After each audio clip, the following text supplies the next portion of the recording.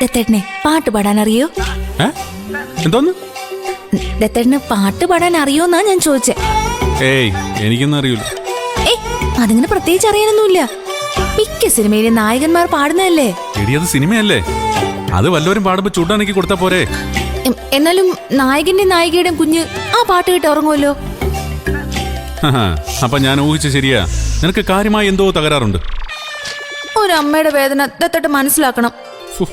എന്റെ പൊന്നാമി, നീ ഇത് എന്ത് ഭാവിച്ചാ? ദത്തേട്ടൻ പാടണം, അതും ഒരു താരാട്ട്. അത് കേട്ട് എന്റെ കുഞ്ഞു ഉറങ്ങണം. ഈശ്വര, എന്റെ അമ്മി, ഞാൻ പാടാനോ? ആ, എന്താ പാടിയാല്? ദത്തേട്ടനൊരു അച്ഛനാണോ? ആണെങ്കി പാടിയേ പറ്റൂ. എടി, പാടുക എന്ന് പറഞ്ഞാൽ അത്ര എളുപ്പമുള്ള പണിയൊന്നുമല്ല. എത്ര നാൾ പഠിച്ചിട്ടാ ഒരാൾ പാടുക എന്നറിയോ?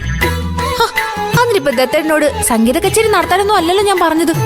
വെറുതെ നമ്മുടെ കുഞ്ഞിനെ ഉറക്കാൻ ഒരു മൂളിപ്പാട്ട് പാടാനാ. എടി, ഇന്ന് വരെ ബാത്റൂമിൽ പോലും ഞാൻ ഒരു മൂളിപ്പാട്ട് പോലും പാടിയിട്ടില്ല.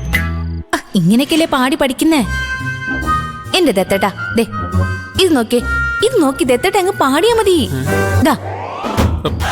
ഇതൊക്കെ എവിടെ ഒപ്പിച്ച്? അതെ, കഴിഞ്ഞ കൊല്ലം ഞാൻ കണ്ടിയൂർ ശിവരാത്രിക്ക് പോയപ്പോ ഒരു പാട്ടുപുസ്തകം വാങ്ങിച്ചതാ. ആവശ്യമില്ലാത്തതൊക്കെ എന്തിനാ ആമി വാങ്ങുന്നേന്ന് ചോദിച്ച് അന്ന് മുത്തശ്ശി എന്നെ വഴക്കും പറഞ്ഞതാ.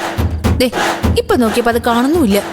അതുണ്ടായിരുന്നെങ്കിൽ നീ പോയി അത് കണ്ടുപിടിച്ചോണ്ടോ, എന്നിട്ട് നോക്കാം. അല്ല പിന്നെ എന്താ ആമി? ദേ, ഇതില് നിറയെ താരാട്ട് പാട്ടുകളാ.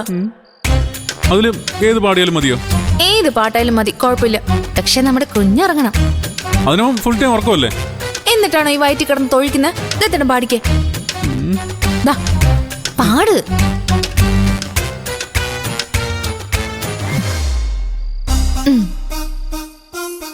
ഇതാണോ?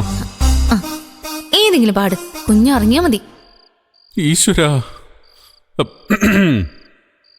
എന്റെ അമ്മേ ദേവി മഹാമായ